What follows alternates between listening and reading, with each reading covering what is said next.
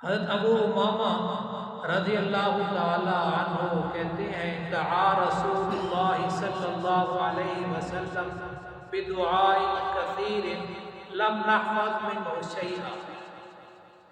اللہ کے رسول صلی اللہ علیہ وسلم کی بہت ساری دعائیں ہیں، ان میں سے تو ہم کچھ یاد نہ کر سکے۔ قلنا یا رسول اللہ دعوت بدعاء کثیر لم نحفظ۔ صحابہ کہتے ہیں ہم نے نبی صلی اللہ علیہ وسلم سے عرض کیا، اللہ کے رسول آپ کی تو بہت ساری دعائیں ہیں، ہم تو ان میں سے یاد نہیں کیا، کچھ بھی یاد نہیں کیا۔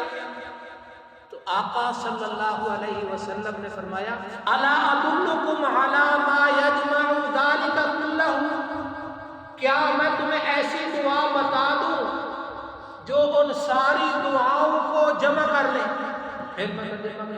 کیا میں تمہیں ایسی دعا سکھاؤں جو میری ساری دعاؤں کو جمع کر لے؟ میری ساری دعائیں اس میں جمع ہو جائیں۔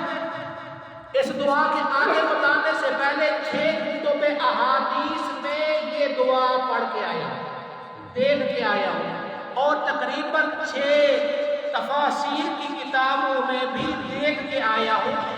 اس سے آپ کو اس بات کی طرف شوق دلانا ہے کہ حدیث کی سینکڑوں کتابیں ہیں، قرآن مجید کی تفاسیر بھی سینکڑوں کتابیں ہیں، ان سینکڑوں کتابوں میں پتہ نہیں کن میں ہوگی، میں 6 کتب حدیث اور 6 کتب تفسیر میں یہ دعا موجود ہے۔ تقول، اللہ کے رسول صلی اللہ علیہ وسلم نے فرمایا اس طرح دعا کیا کرو، اللہم انی اسألک من خیر ما سألک منہ نبیک محمد صلی اللہ علیہ وسلم واعوذ بک من شر ما استعاذ منہ نبیک محمد صلی اللہ علیہ وسلم وانت المستعان وعلیک البلاغ ولا حول ولا قوة الا باللہ۔ اب اس کا ترجمہ سن لیں۔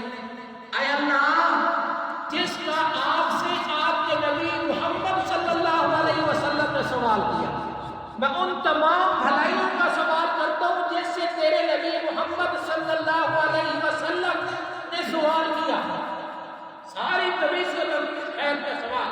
وَأَعُوذُ بِكَ مِن شَرِّ مَا اسْتَعَاذَ مِنْهُ نَبِيُّكَ مُحَمَّدٌ صلی اللہ علیہ وسلم۔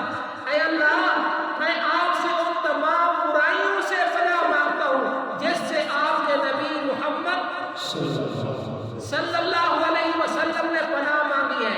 آگے سنیے، وَأَنْتَ الْمُسْتَعَانُ، اور تجھ ہی سے مدد لی جاتی ہے۔ ہر ایک نے، ہر نبی نے تجھ سے مدد مانگی۔ وَعَلَيْكَ الْبَلَاغُ، اور آپ ہی کی طرف فریاد پہنچنے والی ہے۔ فریاد رس تو ہے، فریاد کو پہنچنے والا کون ہے؟ مشکلیں حل کرنے والا کون ہے؟ اللہ ہے، اور تمام فریادیں تیری طرف پہنچنے والی ہیں۔ ولا حول ولا قوت الا باللہ، برائی سے بچنے کی اور نیکی کی طاقت میرے اندر نہیں ہے سوا اللہ کی توفیق کے۔ اب ایک بات یہاں اس صحابی کے لیے بھی خراج تحسین پیش کرتے ہیں، اس صحابی کو جس نے آقا صلی اللہ علیہ وسلم سے ایسی دعا کا سوال کر دیا جس سے ساری خیریں اور ساری بھلائیاں شامل ہو گئی ہیں۔ اب میرا سوال ہے، آپ میرا توجہ رکھنا، کیا کوئی ایسی خیر ہوگی جو نبی صلی اللہ علیہ وسلم نے نہ مانگی ہو؟ یہ بولے نہیں۔ کیا کوئی ایسا شر فتنہ ایسا ہوگا جس سے میرے آقا صلی اللہ علیہ وسلم نے پناہ نہ مانگی ہو؟ تو اس دعا کی وجہ سے، اس دعا کی برکت سے انشاءاللہ وہ تمام خیریں جو نبی صلی اللہ علیہ وسلم نے مانگی ہیں وہ نصیب ہو جائیں گی، اور وہ تمام شرور جن سے نبی صلی اللہ علیہ وسلم نے پناہ مانگی ہے، اللہ اپنی اس نبی صلی اللہ علیہ وسلم کی دعا کی وجہ سے ان تمام فتنوں سے بھی اللہ تعالیٰ محفوظ کر لے۔ اور ایک بات اور بھی تھوڑی سی اشارہ کرتا جاؤں، اللہم انی اسألک بھی ہے حدیث دعا میں، اللہم انا نسألک بھی ہے۔ اسألک کا میں سوال کرتا ہوں، نسألو کا ہم سوال کرتی ہیں، لیکن یہاں بھی ایک اصول یاد رکھ لیں، دعا قرآن مجید بتاتا ہے، نبی صلی اللہ علیہ وسلم کی دعائیں بتاتی ہیں کہ دعا کرنی ہو تو پہلے اپنے سے شروع کریں۔ ربی جعلنی مقیم الصلاۃ ومن ذریتی ربنا اغفر لی ولوالدی وللمؤمنین، پہلے آپ سے۔ اور قرآن مجید کی وہ جامع دعا ہے، ربنا آتنا فی الدنیا حسنہ وفی الآخرۃ حسنہ وقنا عذاب النار۔ نبی صلی اللہ علیہ وسلم نے ایک صحابی سے گفتگو فرماتے ہوئے اس کو یہ قرآنی دعا کو کس انداز سکھایا؟ آقا صلی اللہ علیہ وسلم نے فرمایا تو یوں دعا کر، ربنا آتنی فی الدنیا حسنہ وفی الآخرۃ حسنہ وقنی عذاب النار، پہلے اپنے آپ سے۔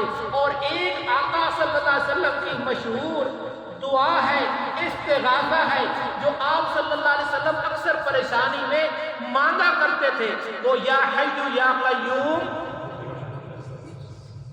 پھر پڑھیں یا حی یا قیوم برحمتک استغیث، استغیث برحمتک استغیث۔ نستغیث جو پڑھنے ہم اس کو منع نہیں کر سکتے، لیکن خان صاحب دعا کا کیا ہے اثر طریقہ؟ استغیث، اسالو کا، اجرنی، یہ دعا ہے۔ اللہ تعالیٰ آپ کے بیٹھنے کو قبول فرمائے، اور اللہ تعالیٰ یہ پیارے آقا صلی اللہ علیہ وسلم کی دعا آپ کے حق میں، آپ کے اہل و عیال کے حق میں یہ دعا بھی قبول فرمائے، اور آپ جو مانگ رہے ہیں وہ دعائیں بھی قبول فرمائے، جو ملک کے لیے مانگ رہے ہیں وہ بھی قبول فرمائے، اور جو فلسطین والوں کے لیے، غزہ والوں کے لیے مانگ رہے ہیں، اللہ تعالیٰ ان دعاؤں کو بھی قبول فرمائے۔